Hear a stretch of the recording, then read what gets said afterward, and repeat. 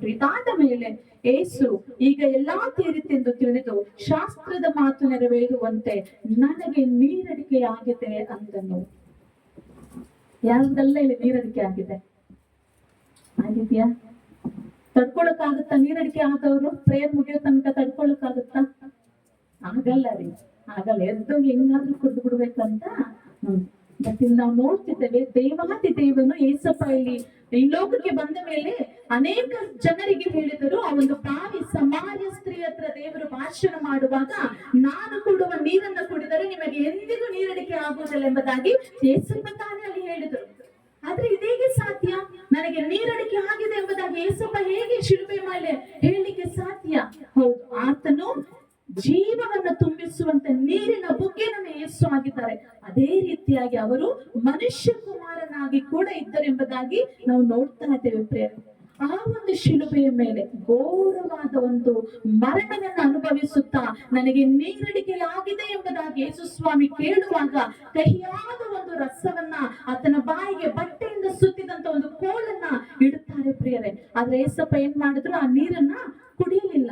ಯಾಕೆ ಕಹಿಯಾದ ನೀರನ್ನ ಸುತ್ತಿ ಅಲ್ಲಿ ಇಡ್ತಾರೆ ಗೊತ್ತಾ? ಕಹಿಯಾದ ನೀರಲ್ಲಿ ಆ ಒಂದು ನೀರು ಅವರ ಬಾಯಿಗೆ ಹೋಗುವಾಗ ಕೆಲವೊಂದು ನೋವುಗಳನ್ನೆಲ್ಲ ಅವರಿಗೆ ಕಾಣಿಸೋದಿಲ್ಲ ಎಂಬುದಾಗಿ ಈಗ ನಾವು ನೋಡ್ತೇವಲ್ಲ, ಹಾಸ್ಪಿಟಲ್ಗಳಲ್ಲಿ ಅನಸ್ತೇಷಿಯಾ ಎಂಬುದಾಗಿ ನಾವು ನೋಡುತ್ತೇವೆ. ಅನಸ್ತೇಷಿಯಾ ಒಂದು ಇಂಜೆಕ್ಷನ್ ಹಾಕಿದಾಗ ಡೆಲಿವರಿನ ಈಸಿಯಾಗಿ ಮಾಡಬಹುದು. ಸಿ ಸೆಕ್ಷನ್ ಡೆಲಿವರಿ, ಸಿಸೇರಿಯನ್ ಈಸಿಯಾಗಿ ಮಾಡಬಹುದು, ಯಾವುದೇ ನೋವನ್ನ ಕಾಣಿಸೋದಿಲ್ಲ. ಅದೇ ರೀತಿಯಾಗಿ ಆವಾಗ ಏನ್ ಮಾಡ್ತಿದ್ರು ಗೊತ್ತಾ? ಕಹಿಯಾದ ನೀರನ್ನ ಒಂದು ಕೋಲಿನಲ್ಲಿ ಸುತ್ತಿ ಅವರ ಬಾಯಿಗೆ ಆ ರಸ ಹೋಗುವ ಹಾಗೆ ಮಾಡ್ತಿದ್ರು. ಆದ್ರೆ ಏಸಪ್ಪ ಏನ್ ಮಾಡಿದ್ರು? ಆ ಒಂದು ಕಹಿಯಾದ ನೀರು, ಹುಳಿ ರಸವನ್ನ ಕೂಡ ನನಗೆ ಬೇಡ ಎಂಬುದಾಗಿ ದೇವರು ತ್ಯಜಿಸಿದ್ರು ಪ್ರಿಯರೇ. ಎಷ್ಟು ಒಂದು ಘೋರವಾದ ಒಂದು ಕಷ್ಟ ಅಲ್ವಾ? ನನಗೆ ನೀರಡಿಕೆ ಆಗಿದೆ, ಎಲ್ಲ ಮುಗಿತ್ತು. ದೇವರೇ, ನನ್ಗಿನ್ನ ಆಗ್ತಾ ಇಲ್ಲ ಸ್ವಾಮಿ, ನನ್ಗೆ ನೀರಡಿಕೆ ಆಗಿದೆ. ಆ ಒಂದು ಗೆತ್ಸೆಮನೆ ತೋಟದಲ್ಲಿ ಅರೆಸ್ಟ್ ಮಾಡುವುದಕ್ಕಿಂತ ಮುಂಚೆ ಏಸಪ್ಪ ಅಲ್ಲಿ ಮೊಣಕಾಲು ಉರಿಕೊಂಡು ಪ್ರಾರ್ಥಿಸ್ತಾ ಇದ್ದಾರೆ. ದೇವರೇ, ನಿನ್ನ ಚಿತ್ತವಾದರೆ ಈ ಪಾತ್ರೆಯನ್ನು ನನ್ನಿಂದ ತೊಲಗಿಸು ಎಂಬುದಾಗಿ ಏಸಪ್ಪ ಬೇಡಿದ್ರು ಪ್ರಿಯರೇ. ಯಾರಿಗಾದ್ರೂ ಈಗ ನನ್ನನ್ನ ಸಾಯಿಸಕ್ಕೆ ಕರ್ಕೊಂಡು ಹೋಗ್ತಿದ್ದಾರೆ ಎಂಬುದಾಗಿ ನಮ್ಮ ಮನಸ್ಸಿಗೆ ಬಂದಾಗ ನಮ್ಮ ಪರಿಸ್ಥಿತಿ ಹೇಗಿರುತ್ತೆ? ನಾವೇನ್ ಮಾಡ್ತೇವೆ? ಹೇಗಾದ್ರೂ ಮಾಡಿ ಇಲ್ಲಿಂದ ನಾನು ಎಸ್ಕೇಪ್ ಆಗ್ಬಿಡ್ಬೇಕು, ಹೇಗಾದ್ರೂ ಮಾಡಿ ನಾನು ಇಲ್ಲಿಂದ ತಪ್ಪಿಸ್ಕೊಳ್ಬಿಡ್ಬೇಕು. ಆದ್ರೆ ರಾಜಾದಿರಾಜನ ಏಸಪ್ಪ ಏನ್ ಮಾಡಿದ್ರು ಗೊತ್ತಾ? ನನಗೆ ಈಗ ಈ ತರ ಆಗುತ್ತೆ, ನಾನು ಭಯಂಕರವಾದ ಹಿಂಸೆಯನ್ನು ಅನುಭವಿಸ್ತೇನೆ, ಎಲ್ಲರೂ ಕೂಡ ನನ್ನನ್ನ ಶಿಲುಬೆಗೆ ಹಾಕಿ ತೂ ಎಂಬುದಾಗಿ ಉಗಿತಾರೆ, ಮುಳ್ಳಿನ ಕಿರೀಟ ಇಡ್ತಾರೆ, ಚಾಟಿಯಿಂದ ನನ್ನ ಹೊಡಿತಾರೆ, ನಾನು ಇದನ್ನು ತಪ್ಪಿಸಿಕೊಳ್ಳುವುದು ಹೇಗೆ ಎಂಬುದಾಗಿ ಅವರು ಯೋಚನೆ ಮಾಡ್ಲಿಲ್ಲ ಪ್ರಿಯರೇ. ಬದಲಾಗಿ ದೇವರೇ, ನಿನ್ನ ಚಿತ್ತ ಇರೋದಾದ್ರೆ ನನ್ನಿಂದ ಈ ಪಾತ್ರೆಯನ್ನ ತೊಲಗಿಸು ಎಂಬುದಾಗಿ ಬೇಡ್ತಾ ಇದ್ದಾರೆ. ಆದರೂ ನನ್ನ ಚಿತ್ತವಲ್ಲ, ನಿನ್ನ ಚಿತ್ತವೇ ಎಂಬುದಾಗಿ ಸ್ವಾಮಿ ಹೇಳ್ತಿದ್ದಾರೆ ಪ್ರೇರೆ. ಹಲ್ಲೆಲೂಯಾ. ಇಲ್ಲಿಗೆ ನಾವು ಅರ್ಥ ಮಾಡಿಕೊಳ್ಳಬೇಕು, ದೇವರು ನನ್ನ ನಿನ್ನ ಮೇಲೆ ಇಟ್ಟಂತ ಪ್ರೀತಿ ಎಷ್ಟು ಅಪಾರವಾದದೆಂಬುದಾಗಿ. ಹಲ್ಲೆಲೂಯಾ. ತಾಯಿ ಹೇಳ್ತಾರೆ, ಜನರು ಹೇಳ್ತಾರೆ, ತಾಯಿ ಪ್ರೀತಿಗಿಂತ ಯಾವ ಪ್ರೀತಿನೂ ದೊಡ್ಡದಿಲ್ಲ. ಯಾವ್ದಾದ್ರೂ ತಾಯಿ ನನಗೋಸ್ಕರ ನಿಮ್ಗೋಸ್ಕರ ಪ್ರಾಣ ಕೊಡ್ತಾರ? ಇಲ್ಲ, ಕೊಡಲ್ಲ. ಯಾವ ತಾಯಿ ಕೂಡ ಪ್ರಾಣ ಕೊಡಲ್ಲ ಪ್ರಿಯರೇ. ಒಂದು ವೇಳೆ ಎಲ್ಲೋ ಲಕ್ಷಗಳೊಬ್ರು ಇದ್ರು ಇರಬಹುದೇನೋ, ಬಟ್ ಆದ್ರೆ ಏಸಪ್ಪ ಹಾಗೆ ನನ್ನನ್ನು ನಿನ್ನನ್ನು ಪ್ರೀತಿಸುವಂತವರು ಯಾರು ಕೂಡ ಇರ್ಲಿಕ್ಕೆ ಸಾಧ್ಯ ಇಲ್ಲ ಪ್ರಿಯರೇ. ದೇವಾದಿ ದೇವನ ಶಿಲುಬೆಯ ಮೇಲೆ ಆತನು ಪ್ರಾಣ ಹೋಗುವಾಗ, ದೇವರೇ, ನನಗೆ ನೀರಡಿಕೆ ಆಗ್ತಿದೆ ಎಂಬುದಾಗಿ ಸ್ವಾಮಿ ಹತ್ರ ಹೇಳ್ತಿದ್ದಾರೆ ಪ್ರಿಯರೇ. ಎಲ್ಲವನ್ನ ಸಹಿಸಿಕೊಳ್ತಿದ್ದಾರೆ. ರಾತ್ರಿಯಿಂದ ಹಿಡಿದು ಸರಿಸುಮಾರು ಸಂಜೆಯ ಹೊತ್ತಿಗೆ ಆತನ ಬಾಯಲ್ಲಿ ಒಂದು ತೊಟ್ಟು ಕೂಡ ನೀರನ್ನು ಅವರು ಹಾಕಿಕೊಳ್ತಿರ. ಹಿಂಸೆಯಲ್ಲಿ ಮುಳ್ಳಿನ ಕಿರೀಟ ಇಡುವಾಗಲೂ, ಒಳೆಯಲ್ಲಿ ಆತನನ್ನು ಹೊಡೆಯುವಾಗಲೂ, ಚಾಟಿಯ ಹೊಡೆದು ಹೊಡೆಯುವಾಗಲೂ, ಆತನ ಬಟ್ಟೆಯನ್ನು ತೆಗೆದು ಚೀಟುಗಳನ್ನು ಹಾಕುವಾಗಲೂ ಕೂಡ ಆತನು ಮೌನವಾಗಿದ್ರು ಪ್ರಿಯರೇ.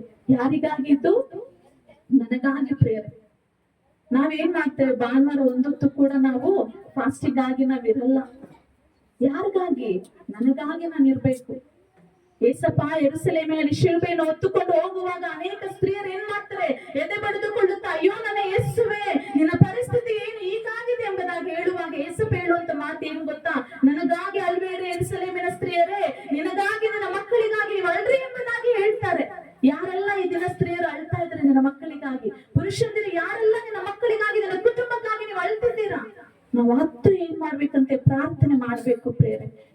ನಾವು ಪ್ರಾರ್ಥನೆ ಮಾಡುವಾಗ, ಉಪವಾಸದಿಂದ ನಾವು ಬರುವಾಗ, ನೀರಡಿಕೆ ಆಗ್ಲಿ ಏನೇ ಆಗ್ಲಿ, ನಾನೆಲ್ಲವನ್ನ ನನ್ನ ಕುಟುಂಬಕ್ಕಾಗಿ, ನನ್ನ ಮುಂಬರುವಂತ ನನ್ನ ಪೀಳಿಗೆಗಾಗಿ ನಾನು ಸಹಿಸಿಕೊಳ್ಳುತ್ತೇನೆ ಎಂಬುದಾಗಿ ಹೇಳುವಾಗ ನಾವು ದೊಡ್ಡ ವಿಜಯವನ್ನ ಕಾಣಲಿಕ್ಕೆ ಸಾಧ್ಯ ಆಗುತ್ತೆ ಪ್ರೇರೆ. ಹಲ್ಲೆಲೂಯಾ. ಪ್ರಾರ್ಥನೆ, ಉಪವಾಸ ಪ್ರಾರ್ಥನೆ ಮಾಡಿರ್ತಾರೆ. ಎಷ್ಟೋ ಜನ ಪಾಸ್ಟರ್ಗಳು ಏನ್ ಮಾಡ್ತಾರೆ ಗೊತ್ತಾ, ಎಂಜಲನ್ನ ಕೂಡ ನುಂಗಲ್ಲ. ಇಷ್ಟೇ ಯಾಕೆ, ಮೊನ್ನೆ ತಾನೇ ರಂಜಾನ್ ಬಂತು, ಏನ್ ಮಾಡ್ತಾರೆ ಗೊತ್ತಾ ಮುಸ್ಲಿಮ್ಸ್, ಎಂಜಲು ಕೂಡ ಅವರ ಗಂಟ್ಲಲ್ಲಿ ಹೋಗ್ಬಾರ್ದಂತೆ, ಡ್ರೈ ಇರುತ್ತೆ, ಎಂಜಲು ಕೂಡ ನುಂಗದೇ ಇರುವಂತ ಫಾಸ್ಟಿಂಗ್ ಅವ್ರು ಮಾಡ್ತಾರೆ. ನಾನು ನೀನು ಮಾಡ್ತೇವಾ? ಒಂದು ವೇಳೆ ಮಾಡಿಲ್ಲ ಅಂದ್ರೆ ಇನ್ನು ಮೇಲೆ ನಿರ್ಧಾರ ಮಾಡ್ಕೊಳ್ರೆ, ಪ್ರತಿ ಭಾನುವಾರ ಸಭೆಗೆ ಹಾಗೆ ಬರ್ತೇನೆ, ನಾನು ಸಭೆ ಮುಗಿಸಿದ ಮೇಲೆ ನನ್ನ ಊಟ, ನನ್ನ ಹೊಟ್ಟೆ ಬಗ್ಗೆ ಎಲ್ಲ ನಾನು ಯೋಚನೆ ಮಾಡ್ತೇನೆ ಎಂಬುದಾಗಿ. ಹಲ್ಲೆಲೂಯಾ. ನಾನ್ ಮಾಡಿದ್ದೇನೆ ಪ್ರೇರೆ. 2010ನೇ ಇಸ್ವಿಯಲ್ಲಿ ನಾನು ಹಿರಿಯೂರಿಗೆ ನಾನು ಪ್ರಾರ್ಥನೆ ಹೋದಾಗ 4 ದಿನಗಳು ಯಾರಿಗೋಸ್ಕರನಲ್ಲ, ನನಗೋಸ್ಕರ, ದೇವರು ನನಗೆ ಒಳ್ಳೆ ಜೀವಿತ ಬೇಕು, ನನಗೆ ಒಳ್ಳೆ ಜೀವಿತ ಬೇಕು, ಇದೊಂದೇ ನನ್ನ ಪ್ರಾರ್ಥನೆ ಆಗಿತ್ತು. ಯಾರು ಇದ್ದಿಲ್ಲ ರೀ ನನ್ಗೆ ಈ ಲೋಕದಲ್ಲಿ. ಅಮ್ಮ ಅಪ್ಪ ಕೈ ಬಿಟ್ಬಿಟ್ರು. ಅಪ್ಪನಂತೂ ನಾನು ನೋಡ್ಲೇ ಇಲ್ಲ ಹುಟ್ಟದಾಗಿಂದ. ನನ್ನ ಒಂದು ಕಷ್ಟ, ನಾನು ಚಿಕ್ಕ ವಯಸ್ಸಿನಿಂದಲೂ ಕೂಡ ಹಾಸ್ಟೆಲ್ ಅಲ್ಲಿ ಬೆಳ್ಕೊಂಡು ಬಂದೆ. ಆದ್ರೆ ನನ್ನ ಒಂದು ಬೈಬಲ್ ಕಾಲೇಜ್ ಸಮಯದಲ್ಲಿ ನನ್ನ ಮನಸ್ಸಿಗೆ ದೇವರು ಒಂದು ಆಲೋಚನೆ ಹಾಕಿದ್ರು, ನಿನಗೋಸ್ಕರ ನೀನು ಪ್ರಾರ್ಥನೆ ಮಾಡಬೇಕೆಂಬುದಾಗಿ. 2010ನೇ ಇಸ್ವಿಯಲ್ಲಿ ನಾನು ಬೈಬಲ್ ಕಾಲೇಜ್ಗೆ ಹೋದಾಗ ನಾನೊಂದು ನಿರ್ಧಾರ ಮಾಡಿಕೊಂಡೆ. ಸೋಮವಾರ ಮಧ್ಯಾಹ್ನದಿಂದ ಗುರುವಾರ ಮಧ್ಯಾಹ್ನದವರೆಗೂ ನಡೆದಂತ ಆ ಒಂದು ಫಾಸ್ಟಿಂಗ್ ಪ್ರೇಯರ್ ಅಲ್ಲಿ ನಾನು ಒಂದು ಗ್ಲಾಸ್ ನೀರನ್ನು ಕೂಡ ನಾನು ತಗೊಂಡಿಲ್ಲ ಪ್ರಿಯರೇ. ಪ್ರಾರ್ಥನೆ ಮಾಡಿದೆ, ಮೊಣಕಾಲು ಹೋದೆ, ಮರಳಿನ ಮೇಲೆ ನಾನು ಮೊಳಕಾಲೋದೆ. ಎಲ್ಲರೂ ಮಲಗ್ಬಿಟ್ಟಿದ್ದಾರೆ, ಆಂಟಿಂದಿ ಎಲ್ಲರೂ ಮಲ್ಕೊಂಡ್ಬಿಟ್ಟಿದ್ದಾರೆ. ಒಬ್ಬಳೆ ನಾನು ಎದ್ದು ಕೂತ್ಕೊಂಡು, ದೇವ್ರೆ ನನ್ಗೆ ಈ ಸ್ಥಳವನ್ನ ಬಿಟ್ಟು ಹೋಗ್ಲಿಕ್ಕೆ ನನ್ಗೆ ಇಷ್ಟ ಆಗ್ತಿಲ್ಲಪ್ಪ, ನಾನು ಮತ್ತೆ ಲೋಕದಲ್ಲಿ ಹೋದ್ರೆ ನನ್ನ ಪರಿಸ್ಥಿತಿ ಹೇಗೋ, ನಾನು ಒಬ್ಬಳೆ, ನನ್ನ ಜೀವಿತ ಮುಂದೆ ಹೇಗೆ ಎಂಬುದಾಗಿ ಕಣ್ಣೀರಿಟ್ಟು ನಾನು ಪ್ರಾರ್ಥನೆ ಮಾಡಿದೆ. ಮಕ್ಳೇ, ನಂಬುತ್ತೀರಾ? ದೇವರು ಅದೇ 2011ನೇ ಇಸ್ವಿಯಲ್ಲಿ ನನಗೆ ದೊಡ್ಡ ಅದ್ಭುತವನ್ನು ಮಾಡಿದ್ರು ಪ್ರೇರೆ. ಒಬ್ಬಳೇ ಇದ್ದಂತ ನನ್ನ ಜೀವಿತದಲ್ಲಿ ದೇವರು, ಇಲ್ಲಿ ತಾನೇ ನಾವು ಇಷ್ಟೊತ್ತು ವಾಕ್ಯವನ್ನು ನೋಡಿದ ಹಾಗೆ, ತಾಯಿಯ ಜವಾಬ್ದಾರಿಯನ್ನು ತನ್ನ ಶಿಷ್ಯನಿಗೆ ಒಪ್ಪಿಸಿಕೊಟ್ಟ ಹಾಗೆ, ನನ್ನ ಜವಾಬ್ದಾರಿಯನ್ನ ನನ್ನ ತಂದೆಯಾದ ದೇವರು ತೆಗೆದುಕೊಂಡು ಒಂದು ಸುಂದರವಾದ ಕುಟುಂಬವನ್ನ ದೇವರು ನನಗೆ ಕೊಟ್ಟರು ಪ್ರೇರೆ. ಹಲ್ಲೆಲೂಯಾ. ಒಬ್ಬಳೇ ಆಗಿದ್ದೆ, ರೂತನ ಹಾಗೆ ಒಬ್ಬಳೇ ಆಗ್ಬಿಟ್ಟಿದ್ದೆ, ಯಾರು ಇಲ್ಲ. ಊಟ ಮಾಡ್ದ, ಏನ್ ಮಾಡ್ದ ಕೇಳಕ್ಕೂ ಕೂಡ ಯಾರು ಇದ್ದಿಲ್ಲ. ಆದ್ರೆ ನಾನು ಪ್ರಾರ್ಥನೆ ಮಾಡಿದಾಗ ಒಬ್ಬಳೇ ಆಗಿದ್ದಂತ ನನಗೆ ನನ್ನ ಯೇಸು, ನನ್ನ ಯಜಮಾನ್ರ ಕಡೆಯಿಂದ ಅನೇಕ ನಮ್ಮ ಭಾವ ಆಗಿದ್ದು ಸ್ವಂತ ಅಣ್ಣನಾಗಿ ನನ್ನ ನೋಡಿಕೊಳ್ತಾರೆ. ನನ್ನ ತಮ್ಮ ಇದ್ದಾರೆ ಪ್ರಕಾಶ್, ನನಗೆಂಬುದಾಗಿ ಯಾರು ಇಲ್ಲ. ಬಟ್ ನನ್ನ ಅತ್ತೆ ಕುಟುಂಬದ ಕಡೆ ದೇವರು ಅನೇಕ ಜನಗಳನ್ನ ಕೊಟ್ಟರು ಪ್ರೇರೆ. ಹಲ್ಲೆಲೂಯಾ. ಇದು ದೇವರ ಕೃಪೆಯೇ ಪ್ರೇರೆ. ದೇವರು ಹೇಳ್ತಾರೆ, ನಾನು ಎಂದಿಗೂ ನಿನ್ನನ್ನ ಅನಾಥರನ್ನಾಗಿ ಬಿಡುವುದಿಲ್ಲ ಎಂಬುದಾಗಿ. ಆ ದಿನ ಏಸಪ್ಪ ಶಿಲುಬೆಯ ಮೇಲೆ ನನಗೆ ನೀರಡಿಕೆ ಆಗಿದೆ ಎಂಬುದಾಗಿ ಕೇಳಿದ ಹಾಗೆ, ನಾನು ಕೂಡ ನನ್ನ ಕುಟುಂಬಕ್ಕಾಗಿ, ನನ್ನ ಮುಂಬರುವಂತ ಸಂತತಿಗಾಗಿ, ದೇವರೇ ನಾನು ಇರುತ್ತೇನೆ ಸ್ವಾಮಿ. ನೀರಡಿಕೆಯೋ, ಅನ್ನವಿಲ್ಲದೆ ಇದ್ರು, ವಸ್ತ್ರವಿಲ್ಲದೆ ಇದ್ರು, ಬಾಯಾರಿಕೆ ಆದ್ರೂ, ಏನೇ ಆಗ್ಲಿ ಸ್ವಾಮಿ, ನಾನು ನಿನಗಾಗಿ ನಾನು ಬದುಕ್ತೇನೆ. ನನ್ನ ಕುಟುಂಬವನ್ನ ಉತ್ತಮ ಮಾರ್ಗದಲ್ಲಿ ನಾನು ಬೆಳೆಸಬೇಕೆಂಬುದಾಗಿ ನಾನು ನೀನು ದಿನ ನಿರ್ಧಾರ ಮಾಡೋದಾದ್ರೆ, ಆ ದಿನ ಏಸಪ್ಪ ಶಿಲುಬೆ ಮೇಲೆ ಜಯವನ್ನ ಕಂಡ ಹಾಗೆ ನಿನ್ನ ಜೀವಿತದಲ್ಲಿ ನಾನು ಜಯವನ್ನ ಕಾಣಲಿಕ್ಕೆ ಸಾಧ್ಯ. ಹಲ್ಲೆಲೂಯಾ. ನಿನ್ನ ಕುಟುಂಬ ಚೆನ್ನಾಗಾಗ್ಬೇಕಾ, ನಿನ್ನ ಸಂತತಿ ಚೆನ್ನಾಗಾಗ್ಬೇಕಾ ಗೊತ್ತಿಲ್ಲ ನಮ್ಗೆ. ನಮ್ಮ ಮಕ್ಕಳ ಜೀವಿತ ಹೇಗಿರುತ್ತೆ, ಅವರ ಮಕ್ಕಳ ಜೀವಿತ ಹೇಗಿರುತ್ತೆ ನಮ್ಗೆ ಖಂಡಿತ ಗೊತ್ತಿಲ್ಲ. ಆದ್ರೆ ನಾನು ನೀನು ಮಾಡುವಂತ ನಿರ್ಧಾರ ನನ್ನ ಕುಟುಂಬದ ಪರಿಸ್ಥಿತಿಯನ್ನು ಬದಲಾಯಿಸಲಿಕ್ಕೆ ಸಾಧ್ಯ ಪ್ರೇರೆ. ಹಲ್ಲೆಲೂಯಾ. ನಿರ್ಧಾರ ಮಾಡ್ತೀರಾ ಪ್ರೇರೆ? ಉಪವಾಸ ಪ್ರಾರ್ಥನೆ ಮಾಡ್ರಿ. ನನ್ಗೆ ತುಂಬಾ ಸಂತೋಷ ಆಗುತ್ತೆ. ಅಣ್ಣ ಅಕ್ಕವ್ರನ್ನ ನೋಡುವಾಗ, ಈ ದಿನ ಅವ್ರ ಬಿಸ್ನೆಸ್ಗೆ ಹೋಗ್ಬೋದಾಗಿತ್ತು, ಆದ್ರೆ ಆ ಗಾಡಿಯಲ್ಲಿ ಎಲ್ಲ ಮಕ್ಕಳನ್ನ ಇಲ್ಲಿ ಕರ್ಕೊಂಡು ಬಂದಿದ್ದಾರೆ ಪ್ರೇರೆ. ನಮ್ರಿ ಅಣ್ಣ ಅಕ್ಕವ್ರೆ, ಯೇಸು ಸ್ವಾಮಿ ಮಗಳಾಗಿ ನಾನು ಹೇಳ್ತಿದ್ದೇನೆ, ದೇವರಿಗಾಗಿ ನಾವು ಕಳ್ಕೊಂಡಂತ ಒಂದೊಂದು ರೂಪಾಯಿನ ಸ್ವಾಮಿ ಅದನ್ನ 1000 ಪಟ್ಟಾಗಿ ಹಿಂದಿರುಗಿಸಿಕೊಳ್ಳಿಕ್ಕೆ ಅವರು ಶಕ್ತರಾಗಿದ್ದಾರೆ. ಹಲ್ಲೆಲೂಯಾ. ನಿಮ್ಮ ಬ್ರದರ್ ಕೂಡ, ನಿಂಗಪ್ಪ ಬ್ರದರ್ ಆಫೀಸ್ ನ ಬಿಟ್ಟಿಲ್ ಬಂದಿದ್ದಾರೆ.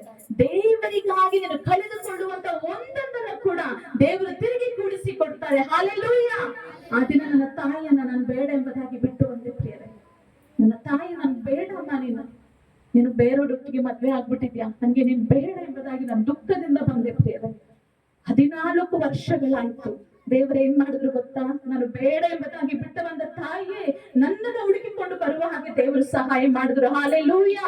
ಬರಿಗೈಯಲ್ಲಿ ಅಲ್ಲ ಪ್ರಿಯರೇ, ನನಗೆ ಬೇಡ, ನನಗೆ ಅದು ಯಾವುದು ಬೇಡ ಎಂಬುದಾಗಿ ಬಂದಂತ ನನಗೆ, ಮಗಳೇ ನಾನು ನಿನಗೆ ಕೊಡುತ್ತೇನೆ, ಯಾಕೆಂದ್ರೆ ನೀನು ನನಗಾಗಿ ಎಲ್ಲವನ್ನ ಬಿಟ್ಟು ಬಂದೆ ಎಂಬುದಾಗಿ ದೇವರು 1000 ಪಟ್ಟಾಗಿ ತಿರುಗಿ ಕೂಡಿಸಿದ್ರು. ಹಲ್ಲೆಲೂಯಾ.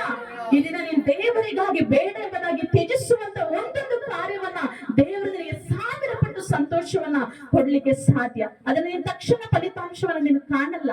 ಆದ್ರೆ ನೀನು ಏನ್ ಮಾಡ್ಬೇಕು? ಕಾಯಬೇಕು, ಪ್ರಾರ್ಥನೆ ಮಾಡ್ಬೇಕು. ಅವಮಾನಗಳ ಮಧ್ಯದಲ್ಲಿ ನೀನು ಹಾದು ಹೋಗ್ತೀಯ. ಎಷ್ಟೋ ಸಾರಿ ನಮ್ಮಮ್ಮ ನನ್ಗೆ ಹೇಳಿದ್ರು, ನಮ್ಮ ಅತ್ತೆ, ನೀನೇನು ತೆಗೆದುಕೊಂಡು ಬಂದಿಲ್ಲ, ಹೇಳಿದ್ರು ಅಷ್ಟೇ ಮಾತಲ್ಲಿ, ಬಟ್ ಆದ್ರೆ ಪ್ರೀತಿ ತುಂಬಾನೇ. ಆದ್ರೆ ನಮ್ಮ ಅತ್ತೆ ಇವತ್ತು ಏನ್ ಮಾಡಿದ್ರು ಗೊತ್ತಾ? ನನ್ನ ಮಾನವನ್ನ ನೀನು ಉಳಿಸ್ದೆ ಮಗಳೇ. ಹಲ್ಲೆಲೂಯಾ. ಹಲ್ಲೆಲೂಯ. ನನ್ನ ದೇವರು ಮಾಡುವ ಅದ್ಭುತ ಕಾರ್ಯಗಳು ಮನುಷ್ಯರ ಬಾಯಿಗಳನ್ನ ಮುಚ್ಚಿಬಿಡುತ್ತೆ. ಹಲ್ಲೆಲೂಯ. ಯಾವ ಬಾಯಿ ನಿನಗೆ ವಿರುದ್ಧವಾಗಿ ಎದ್ದೇಳುತ್ತೋ ಅದೇ ಬಾಯಿಯನ್ನ ದೇವರು ನಿನಗೆ ಸ್ತುತಿಯನ್ನು ಕೊಡುವ ಹಾಗೆ ಅವರು ಮಾಡ್ತಾರೆ ಪ್ರಿಯರೇ. ಹಲ್ಲೆಲೂಯ. ಉಪವಾಸ ಮಾಡ್ರಿ ಪ್ರಿಯರೇ. ನೀರಡಿಕೆ ಆಗಿ ಪರವಾಗಿಲ್ಲ. ನನ್ಗೆ ಏನಾಗುತ್ತೆ ಗೊತ್ತಾ, ಫಾಸ್ಟಿಂಗ್ ಇದ್ರೆ ಗ್ಯಾಸ್ಟ್ರಿಕ್ ಪ್ರಾಬ್ಲಮ್. ನನ್ಗೆ ದಿನ ಬಿಡಿ ಬೆಡ್ ಮೇಲೆ ಮಾಡ್ಕೊಂಡು ಹೊರಳಾಡ್ಬೇಕು. ಆದ್ರೂ ನಾನು ಏನ್ ಮಾಡ್ತೀನಿ, ಪರವಾಗಿಲ್ಲ ಮಾತ್ರ ಹಾಕೋಬೋದು, ಬಿಡು ನಡೀರಿ ಹೋಗೋಣ ನಡೀರಿ ಎಂಬುದಾಗಿ ಬಂದ್ಬಿಡ್ತೇನೆ. ಯಾರಿಗಾಗಿ? ನನಗಾಗಿ, ನನ್ನ ಕುಟುಂಬಕ್ಕಾಗಿ, ನನ್ನ ಸಂತತಿಗಾಗಿ. ಈ ದಿನ ನೀನು ಒಬ್ಬರು ತೆಗೆದುಕೊಳ್ಳುವಂತ ನಿರ್ಧಾರ, ನೀವೊಬ್ಬರು ಮಾಡುವಂತ ನಿರ್ಧಾರ ನಿನ್ನ ಕುಟುಂಬವನ್ನ, ನಿನ್ನ ಸಂತತಿಯನ್ನು ಬದಲಾಯಿಸಲಿಕ್ಕೆ ಅದು ಸಾಧ್ಯವಾಗುತ್ತೆ ಪ್ರೇರಣೆ. ಸಾಧ್ಯವಾದ್ರೆ ಮನೆಗೋದ ನಂತರ ಲೀನ ಪ್ರಶಾಂತ್ ಎಂಬುದಾಗಿ ಟೈಪ್ ಮಾಡಿ ಅವರ ಸಾಕ್ಷ್ಯನ ಕೇಳ್ರಿ ಪ್ರೇರಣೆ. ಅವರ ಸಾಕ್ಷ್ಯವನ್ನು ಕೇಳಿಸಿಕೊಳ್ಳ್ರಿ. ನಿಜವಾಗಿಯೂ ಯೇಸು ಸ್ವಾಮಿ ಎಂತ ಬಲವಾದ ಕಾರ್ಯಗಳನ್ನ ಮಾಡಲಿಲ್ಲ ಶಕ್ತನೆಂಬುದಾಗಿ ನೀವು ಅರಿತುಕೊಳ್ಳಲಿಕ್ಕೆ ಸಾಧ್ಯ. ಹಲ್ಲೆಲೂಯ. ಹಲ್ಲೆಲೂಯ. ಯೇಸಪ್ಪ ಶಿಲುಬೆ ಮೇಲೆ ಆಡಿದಂತ ಒಂದೊಂದು ಮಾತುಗಳಿಗೂ ನಾನಾ ಅರ್ಥಗಳಿದೆ ಪ್ರೇರೆ. ಆದ್ರೆ ಯಾವ ರೀತಿಗೆ ಅದನ್ನು ತೆಗೆದುಕೊಳ್ಳುತ್ತೀಯ? ನೀರಡಿಕೆ ಆಗಿದೆ ಎಂಬುದಾಗಿ ಸ್ವಾಮಿ ಹೇಳಿದರು. ದೇವರಿಂದ ಸಾಧ್ಯ. ಸರ್ವಶಕ್ತನಾದ ತಂದೆಯಾದ ದೇವರು ತನ್ನ ಮಗನಿಗೆ ಜೀವ ಜಲವನ್ನು ಒಗ್ಗಿಸಲಿಕ್ಕೆ ಸಾಧ್ಯವಾಗಿದೆ ಪ್ರೇರೆ. ಇಸ್ರಾಯೇಲರಿಗೆ ಆ ದಿನ ದೇವರು ಏನು ಮಾಡಿದ್ರು? ಬಂಡೆಯನ್ನು ಹೊಡೆಯುವುದರ ಮೂಲಕ ನೀರುಗಳನ್ನು ಬರಮಾಡಿದರು. ಹಲ್ಲೆಲೂಯ. ಸೊ ದೇವರು ಶಕ್ತನಾಗಿದ್ದಾಗಲೂ ಕೂಡ ನೀನು ಹೀಗೇ ಹಾದು ಹೋಗಬೇಕು ಮಗನೇ. ಇದಾದ ಮೇಲೆ ನೀನು ಎಲ್ಲಿ ಕುಳಿತುಕೊಳ್ತೀಯಾ? ಪರಲೋಕದಲ್ಲಿ ನನ್ನ ಸಂಗಡ ಬಲಗಡೆಯಲ್ಲಿ ನನ್ನ ಸಿಂಹಾಸನದಲ್ಲಿ ಕುಳಿತುಕೊಳ್ಳುತ್ತೆ ಎಂಬುದಾಗಿ ದೇವರು ಮಾಡಿದ ಆಲೋಚನೆಗಳಿಗೋಸ್ಕರ ಈಗ ಸ್ವಲ್ಪ ಕಷ್ಟ, ಈಗ ಸ್ವಲ್ಪ ನಿಂದನೆ, ಈಗ ಸ್ವಲ್ಪ ಅವಮಾನ, ಈಗ ಸ್ವಲ್ಪ ಹೊತ್ತು ಹೊಟ್ಟೆ ಅಷ್ಟು, ಸ್ವಲ್ಪ ಹೊತ್ತು ಬಾಯಿನ ನೀರಡಿಕೆ, ಸ್ವಲ್ಪ ಹೊತ್ತು ಅವಮಾನ ಎಂಬುದಾಗಿ ಸ್ವಲ್ಪ ಏನ್ ಮಾಡಿದ್ರು? ತನ್ನನ್ನ ಅವರು ಒಪ್ಪಿಸಿಕೊಟ್ಟು ಪ್ರಿಯರೇ. ಈಗ ಯಾರೆಲ್ಲ ಈ ಲೋಕದಲ್ಲಿ ನಾವೇನಾಗಿದ್ದೇವೆ ಗೊತ್ತಾ? ಯಾತ್ರಿಕರಂತೆ. ಭಕ್ತನ ಹೇಳ್ತಾನೆ, ನಾವೆಲ್ಲ ಈ ಲೋಕದಲ್ಲಿ ಯಾತ್ರಿಕರಾಗಿದ್ದೇವೆ. ಯಾತ್ರಿಕರಾಗಿರುವಾಗ ನಾವೇನ್ ಮಾಡ್ಬೇಕು? ಎಲ್ಲವನ್ನ ನಾವು ಸಹಿಸಿಕೊಳ್ಳಬೇಕು ಪ್ರಿಯರೇ. ಮೊನ್ನೆ ಅಷ್ಟೇ ನಮ್ಗೆ ಗೊತ್ತು ಎಲ್ಲರಿಗೂ, ಪ್ರವೀಣ್ ಪಗಡಾಲ ಅವರು ತೀರಿ ಹೋದ್ರು. ಅವ್ರ ಹೆಂಡತಿ ಏನ್ ಮಾಡಿದ್ರು ಗೊತ್ತಾ? ಹೆಂಡತಿ ಏನ್ ಮಾಡಿದ್ರು? ಅವ್ರನ್ನ ಕ್ಷಮಿಸಿ ಬಿಟ್ಬಿಡ್ತೇನೆ ಎಂಬುದಾಗಿ ಹೇಳಿದ್ರು. ಕ್ಷಮಿಸಿ ಬಿಟ್ಬಿಟ್ರು ಪ್ರಿಯರೇ. ಈ ಮನಸ್ಸು ಯಾರಿಂದ ಬಂತು ಗೊತ್ತಾ? ಏಸಪ್ಪನಿಂದಲೇ ಬಂತು. ಆ ಶಿಲುಬೆಯ ಮೇಲೆ ದೇವರು ಏನ್ ಮಾಡ್ತಾರೆ? ತಂದೆಯೇ ಅವರನ್ನ ಕ್ಷಮಿಸು ಎಂಬುದಾಗಿ ಹೇಳಿದಂತ ಮಾತನ್ನ ಈ ದಿನ ಪ್ರತಿ ಕ್ರೈಸ್ತರು ಕೂಡ ಅದನ್ನ ಫಾಲೋ ಮಾಡ್ತಿದ್ದಾರೆ ಪ್ರಿಯರೇ. ನೀನ್ ಫಾಲೋ ಮಾಡ್ತಿದ್ಯಾ? ಇಲ್ಲ ಸ್ವಲ್ಪ ನಮ್ಮ ಮನೆ ಮುಂದೆ ನೀರು ಬಂತು ಅಂತ ಸೀರೆ ಕಟ್ಕೊಂಡು ಎತ್ಕೊಂಡು ಜಗಳ ಕೊಡ್ತಿದ್ಯಾ? ಸಹಿಸ್ಕೊಳ್ಳಿ ಪ್ರಿಯರೇ. ದೇವರ ವಾಕ್ಯ ಹೇಳುತ್ತದೆ, ಸಮಾಧಾನ ಪಡುವವರು ಧನ್ಯರು, ಅವರು ದೇವರ ಮಕ್ಕಳೆನಿಸಿಕೊಳ್ಳುವರು ಎಂಬುದಾಗಿ.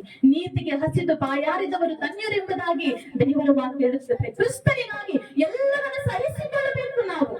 ಏನು ನನ್ನ ಕೈ ಸಹಿಸಿಕೊಳ್ಳಿಕ್ಕೆ ಆಗಲ್ಲ, ಇಲ್ಲ ನಂದೇ ಆಡಿದಾಟ, ನಂದೇ ಮಾತಾಡಿದ ಮಾತು ಎಂಬುದಾದ್ರೆ ನಮ್ಗೆ ನಾವು ಫಲವನ್ನ ಕಾಣಲಿಕ್ಕೆ ಸಾಧ್ಯ ಇಲ್ಲ ಪ್ರೇರೆ. ಸಹಿಸಿಕೊಳ್ತೀರಾ ದೇವರಿಗಾಗಿ? ದೇವರಿಗಾಗಿ ನೀವು ಸಹಿಸಿಕೊಳ್ತೀರಾ? ಎಲ್ಲವನ್ನ ನೀವು ಒಪ್ಪಿಸಿಕೊಳ್ತೀರಾ? ದೇವರ ಈ ಲೋಕದಲ್ಲಿ ನಾನು ಮನುಷ್ಯನಷ್ಟೇ, ನಾನು ಸತ್ತು ಹೋದ ಮೇಲೆ ನನ್ನ ದೇಹ ಸತ್ತಂತ ಹೆಣ ಎಂಬುದಾಗಿ ಕರೀತಾರೆ. ಆದ್ರೆ ನಾನು ಬದುಕಿರುವಷ್ಟು ದಿನ ನಾನು ಇತರರಿಗೆ ಸಾಕ್ಷಿಯಾಗಿ ಯೇಸುವಿನ ಮಗಳಾಗಿ ನಾನು ಜೀವಿಸಬೇಕೆಂಬುದಾಗಿ ನಿರ್ಧಾರ ಮಾಡಿಕೊಳ್ತೀರಾ?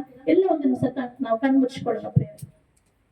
ಒಂದು ನಿಮಿಷ ನಮ್ಮ ಕಣ್ಣುಗಳನ್ನು ಮುಚ್ಚಿಕೊಂಡು ಆ ದಿನ ದೇವಾದಿ ದೇವರ ತಂದೆಯೇ ನನಗೆ ನೀರಡಿಕೆ ಆಗಿದೆ ಎಂಬುದಾಗಿ ಅವರು ಹೇಳಿದರು ಪ್ರಿಯರೇ. ದೇವರೇ, ನೀನು ಎಷ್ಟು ಅವಮಾನವನ್ನು ಸಹಿಸಿಕೊಂಡೆಪ್ಪ. ಅಪ್ಪ, ಮುಳ್ಳಿನ ಕಿರೀಟವನ್ನು ಇಡುವಾಗ ಸಹಿಸಿಕೊಂಡೆ ಸ್ವಾಮಿ. ಕೈ ಕಾಲುಗಳಿಗೆ ಮೊಳೆ ನೋಡಿದಾಗ ನೀನು ಸಹಿಸಿಕೊಂಡೆ ಅಪ್ಪ. ನನಗಾಗಿ ಅಪ್ಪ ನೀನು ಸಹಿಸಿಕೊಂಡೆ ಅಪ್ಪ. ಈ ದಿನ ನಾನು ದೇವರೇ ನನ್ನ ಕುಟುಂಬಕ್ಕಾಗಿ, ನನ್ನ ಮಕ್ಕಳಿಗಾಗಿ, ನನ್ನ ಮುಂಬರುವಂತ ಸಂತತಿಗಾಗಿ ಅಪ್ಪ ನಾನೆಲ್ಲವನ್ನ ಸಹಿಸಿಕೊಳ್ಳುತ್ತೇನೆ. ಎಲ್ಲ ಸ್ತ್ರೀಯರು, ಎಲ್ಲ ಪುರುಷರು ಬಾಯಿಗಳನ್ನು ತೆಗೆದು ನಿನ್ನ ತಂದೆ ಕೈಯಲ್ಲಿ ನಿನ್ನ ಒಂದು ಆಲೋಚನೆಗಳನ್ನು, ನಿನ್ನ ಮನಸ್ಸನ್ನು ಒಪ್ಪಿಸಿಕೊಡೋದಾದ್ರೆ ಕರ್ತನು ನಿಜವಾಗಿಯೂ ನಿನ್ನ ಜೀವಿತ, ನಿನ್ನ ಮಕ್ಕಳ ಜೀವಿತ, ನಿನ್ನ ಕುಟುಂಬ, ನಿನ್ನ ಮುಂಬರುವಂತ ಸಂತತಿಯನ್ನ ಅವರು ಆಶೀರ್ವಾದ ಮಾಡ್ಲಿಕ್ಕೆ ಶಕ್ತರಾಗಿದ್ದಾರೆ ಪ್ರಿಯರೇ. ಎಸಪ್ಪ, ಸಹಿಸಿಕೊಳ್ಳುವಂತ ಹೃದಯವನ್ನು ಕೊಡಪ್ಪ. ನಿನಗಾಗಿ ದೇವರೇ ವಾರದಲ್ಲಿ ಒಂದು ದಿನ ಆದ್ರೂ ನಾನು ಫಾಸ್ಟಿಂಗ್ ಇಂದ ನಾನು ಇರಲು ಸಹಾಯ ಮಾಡಪ್ಪ. ಅಪ್ಪ, ನಿನ್ನ ದೇವಾದಿ ದೇವನಾಗಿದ್ದಾಗಲು ಅಪ್ಪ ನನಗೆ ನೀರಡಿಕೆ ಆಗಿದೆ ಎಂಬುದಾಗಿ ಹೇಳಿದೆಲ್ಲ ಸ್ವಾಮಿ. ಅಪ್ಪ, ಈ ಲೋಕದಲ್ಲಿ ನನಗಾಗಿ ದೇವರೇ ನೀನು ಎಲ್ಲವನ್ನು ಸಹಿಸಿಕೊಂಡು ಆ ಶಿಲುಬೆಯ ಮೇಲೆ ಅಪ್ಪ ನಿನ್ನ ಪರಿಧಾನ ಮಾಡಿಕೊಂಡು ಮಧ್ಯಸ್ಥಾನಕ್ಕೆ ಒಯ್ಯಲ್ಪಡುವ ಕುರಿಯಾಗಿ ನೀನು ಮೌನವಾಗಿದೆಯಲ್ಲ ಸ್ವಾಮಿ. ಅಪ್ಪ, ನೀನು ಸತ್ತು ಹಾಗೆ ಹೋಗಲಿಲ್ಲ, ನೀನು ಮೃತ್ಯುಂಜಯನಾಗಿ ನೀನು ತಿರುಗಿ ಎದ್ದಂತ ದೇವರು, ನನ್ನ ಸಂಗಡ ಸದಾಕಾಲ ಇರುವ ದೇವರು ನಿನ್ನಾಗಿದೆ. ಸ್ತೋತ್ರ ಅಪ್ಪ. ಇಲ್ಲಿ ಬಂದಿರುವಂತ ಎಲ್ಲ ಸ್ತ್ರೀಯರು, ಪುರುಷರು ತಮ್ಮ ಕುಟುಂಬಗಳಿಗಾಗಿ,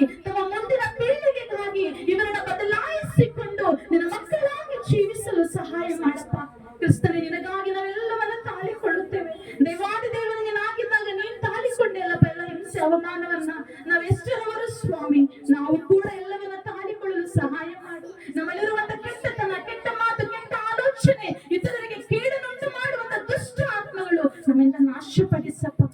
ಇದನ್ನ ಬಿಟ್ರೆ ನಾನು ಸಭೆಗೆ ಬಂದಿದ್ದೇನೆ, ನನ್ನ ಮನಸ್ಸನ್ನ ಬದಲಾಯಿಸಿಕೊಂಡು ಎಲ್ಲ ಹೋಗಲು ಸಹಾಯ ಮಾಡಪ್ಪ.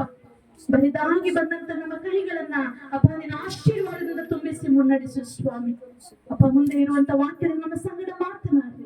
ಎಲ್ಲ ಮಹಿಮೆ ನಿಮಗೆ ಯೇಸುವಿನ ನಾಮದಲ್ಲಿ ಪ್ರಾರ್ಥನೆ ಕೇಳುತ್ತದೆ. Amen. Hallelujah, hallelujah. Praise the Lord. ಕೊನೆ 6ನೇ ಮಾತು ನಮ್ಮ ಮಧ್ಯೆ ರಾಮ ಬ್ರದರ್ ಇದ್ದಾರೆ, ಅವರು ಬಂದು ಮಾತನಾಡಬೇಕಂತ ಕೇಳ್ತಾರೆ. ಯಾರಾದ್ರೂ ಹಾಡನ್ನು ಹಾಡ್ಬೇಕಂತಿದ್ರೆ ಬನ್ನಿ ಮುಂದೆ ಹಾಡ್ಬೋದು.